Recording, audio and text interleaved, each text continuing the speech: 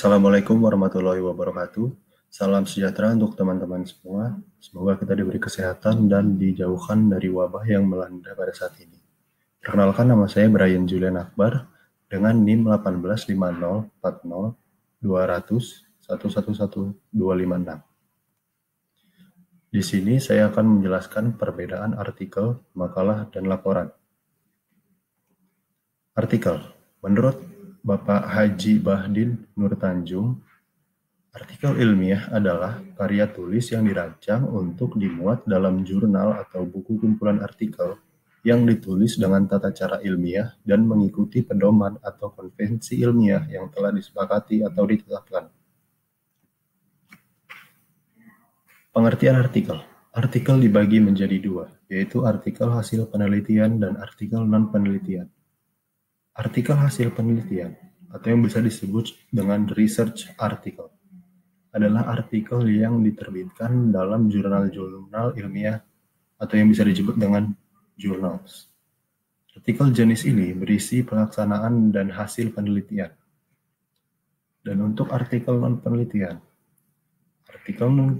atau yang disebut juga dengan artikel tinjauan, review papers, biasanya merupakan artikel ilmiah yang disusun berdasarkan telah pustaka atau kajian teori. Berikut ini adalah format artikel.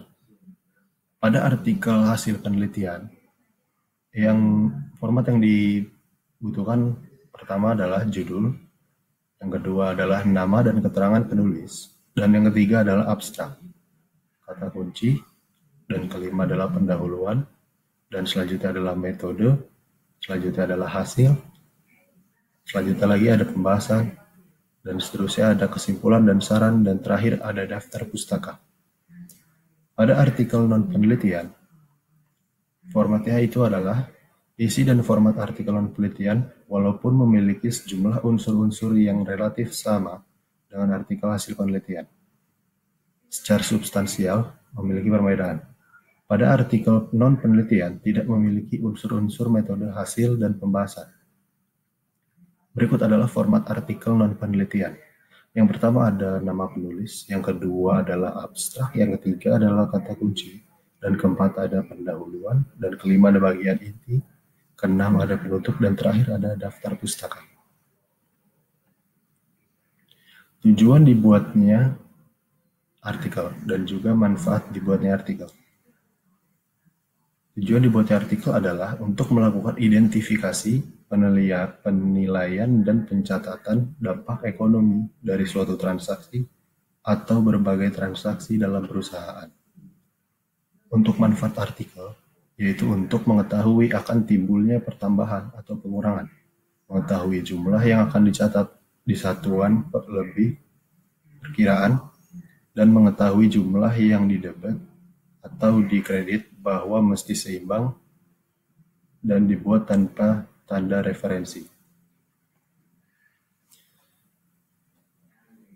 Pengertian makalah.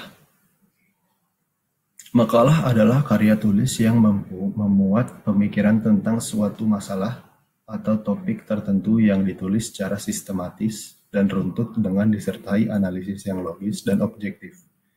Biasa terdapat pada tugas terstruktur. Makalah dibuat dengan menggunakan bahasa baku, disertai istilah-istilah keilmuan bergantung bidang ilmu tertentu. Data yang digunakan dalam makalah bersifat empiris, objektif, sehingga pemaparannya jauh dari sudut pandang subjektif dari penulisnya.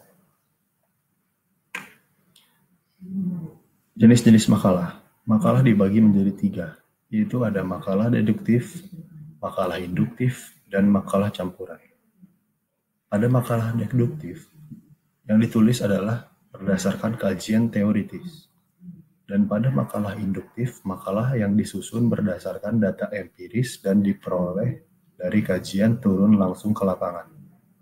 Dan pada makalah campuran, makalah yang ditulis berdasarkan kajian teoritis sekaligus data empiris yang didapat dari penelitian lapangan.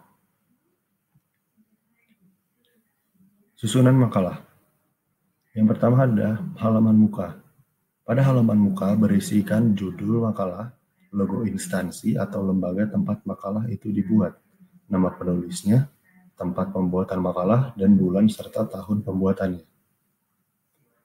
Yang kedua ada kata pengantar, bagian yang berisikan kendala yang dihadapi penulis dalam menulis makalah dan ungkapan terima kasih kepada pihak-pihak yang telah membantunya menyelesaikan makalah tersebut. Dan yang ketiga ada daftar isi. Pada daftar isi berisikan poin-poin yang terdapat di dalam makalah. Fungsi dari daftar isi ialah untuk memudahkan pembaca mencari poin penting yang ingin dibaca. Dan setelah daftar isi, terdapat pendahuluan. Umumnya dikenal sebagai bab 1, merupakan salah satu dari 3 bagian penting dalam sebuah karya ilmiah. Pendahuluan berisikan latar belakang pembuatan makalah, permasalahan yang diangkat, tujuan penulisan makalah, teori yang digunakan, dan sistematika penulisan makalah tersebut. Dan selanjutnya ada isi dan pembahasan. Pada bagian ini terdapat isi dan pembahasan dari topik permasalahan yang diangkat oleh penulis. Kamu akan mendapati langkah-langkah pembedah masalah yang dilakukan penulis makalah dalam bagian ini. Dan yang selanjutnya ada kesimpulan. Pada bagian kesimpulan, bagian tersebut berisikan kesimpulan penelitian dari makalah. Dan selanjutnya ada daftar pustaka. Pada bagian ini berisikan berbagai referensi yang digunakan oleh pembuat makalah untuk menganalisis atau mengupas topik permasalahan. Referensi itu bisa berasal dari buku, majalah, website, laporan, wawancara, dan lain sebagainya. Yang terakhir ada lampiran. Pada bagian lampiran berisikan data-data pendukung makalah. Data pendukung itu meliputi bukti foto, penelitian lapangan, cuplikan sumber data. Tujuan dan manfaat makalah. Tujuan penulisan makalah ialah untuk menjelaskan bagaimana mengelola dan mengutus sumber daya mereka. Dan manfaat pembuatan makalah adalah untuk memahami dan mencari solusinya, menerapkan ilmu yang dipelajari sampai diimplementasikan di lapangan, membuka pikiran untuk memahami permasalahan, latihan menulis, dan memahami cara penulisan makalah yang benar.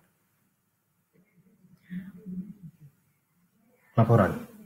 Pada laporan penelitian adalah karya tulis yang berisi paparan tentang proses dan hasil-hasil yang diperoleh dari suatu kegiatan penelitian.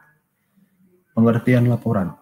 Laporan dibagi menjadi 2. Metode dalam pembuatan laporan penelitian terdiri atas 2 jenis, yaitu metode kuantitatif dan metode kualitatif.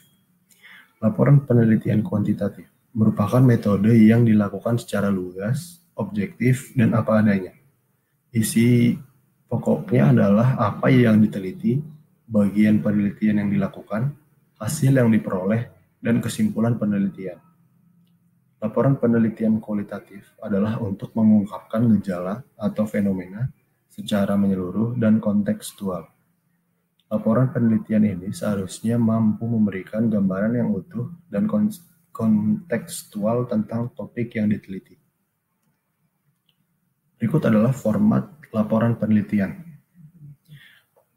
Pada format laporan kuantitatif, terdapat bab 1 yaitu pendahuluan yang berisikan latar belakang masalah, rumusan masalah, tujuan penelitian, hipotesis penelitian, kegunaan penelitian, ruang lingkup dan keterbatasan penelitian, dan definisi istilah atau definisi operasional. Dan pada laporan kualitatif, bab 1-nya berisikan tentang konteks penelitian atau latar belakang, fokus penelitian atau rumusan masalah, tujuan penelitian, landasan teori, dan kegunaan penelitian. Pada bab 2 laporan kuantitatif, terdapat landasan teori atau tinjauan pustaka. Pada tinjauan pustaka ini berisikan apa yang akan dilakukan dan apa saja yang menjadi inti pada laporan ini. Dan yang ketiga ada bab 3 metode penelitian. Bab 3 metode penelitian berisi rancangan penelitian, populasi dan sampel, instrumen penelitian, pengumpulan data, dan teknik analisis data. Dan bab keempat terdapat hasil penelitian. Di hasil penelitian itu terdapat deskripsi data, pengujian hipotesis. Jadi ada dua pada bab 4, yaitu deskripsi data dan pengujian hipotesis. Pada bab kedua, laporan penelitian kualitatif yang sama berisikan tinjauan pustaka, dan bab ketiga itu metode penelitian. Pada metode penelitiannya yaitu terdapat pendekatan dan jenis penelitian, kehadiran peneliti, lokasi penelitian, sumber data, prosedur dan pengumpulan data, teknik analisis data, pengecekan keabsahan data, dan tahap-tahap penelitian. Pada bab 4, paparan data dan temuan penelitian.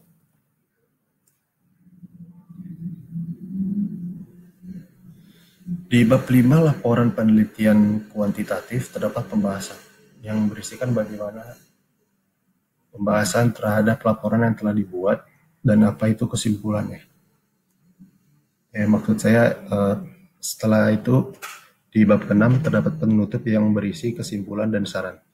Dan pada bab kelima dari laporan penelitian kualitatif, yaitu pembahasan, dan bab ke-6 pada laporan kualitatif terdapat penutup dan kesimpulan dan saran. Jadi pada bab kelima dan ke-6 laporan kuantitatif dan kualitatif memiliki kesamaan. Tujuan dan manfaat pembuatan laporan. Tujuan laporan yaitu mempunyai tujuan untuk mengenal pasti masalah, memberikan maklumat dan fakta, mencadangkan penyelesaian, mencadangkan tindakan yang perlu dilakukan, membuat kesimpulan, menilai sesuatu penyelidikan atau aktivitas, membuat rekor sesuatu peristiwa, menganalisis aktivitas perniagaan, mensintetis suatu pelan tindakan, menguraikan suatu peristiwa, prosedur, dan tindakan. Dan manfaat laporan adalah yaitu dasar penentuan kebijakan dan pengarahan pimpinan, bahan penyusunan rencana kegiatan, mengetahui perkembangan dan proses peningkatan kegiatan, data sejarah perkembangan satuan yang bersangkutan, dan lain-lain. Ya, sekian dari PowerPoint tersebut. Mohon maaf jika ada kesalahan kata dan kesalahan penyampaian, dan pada PowerPoint-nya jika ada kesalahan penulisan mohon dimaafkan. Sekian dari saya, terima kasih. Assalamualaikum warahmatullahi wabarakatuh.